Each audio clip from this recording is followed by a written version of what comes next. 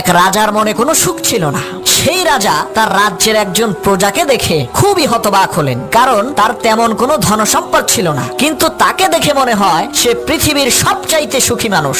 মন্ত্রী বলল, রাজা মশাই, এই লোকটিকে দেখে আপনি বিচলিত হবেন না, আপনাকে একটা খেলা দেখাবো, চলেন।